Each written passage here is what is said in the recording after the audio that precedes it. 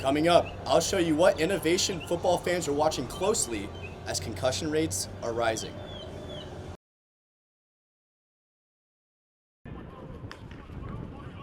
The National Football League passed a resolution in March 2022 for its linemen, linebackers, and tight ends to wear certain protective headgear during practices.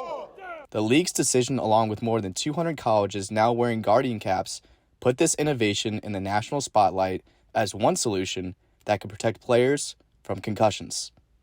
So seeing other teams like that, other great programs like that, and NFL teams like that wearing it just shows how important it is at different schools and at different programs.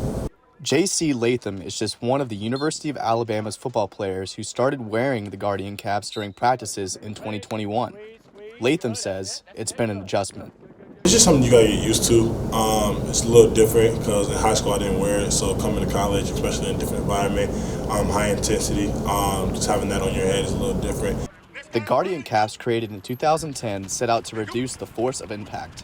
Take a look at how the Guardian cap is surrounded by a soft shell exo layer. The manufacturer Guardian Sports says that this soft shell layer that goes over tops of helmets can reduce hits of impact of up to 33%.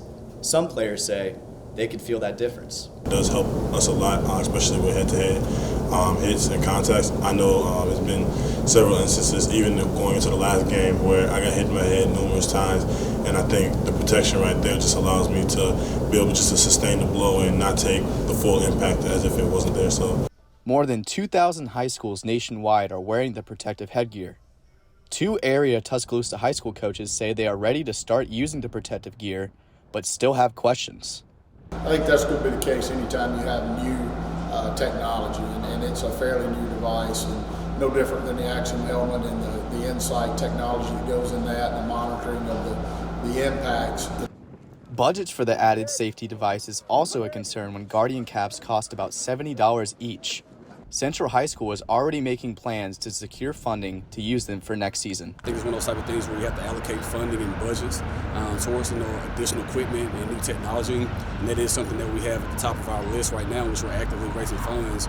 Athletes know the safety gear comes at a cost, but Latham says he's glad the decision is focused on attempts to keep him as healthy as possible. I think overall each player understands that it's there for our protection and that it's there to make us play a little bit better, just to make sure we're not playing through an injury. Local in Tuscaloosa, Sam Thornton, WVUA 23 News.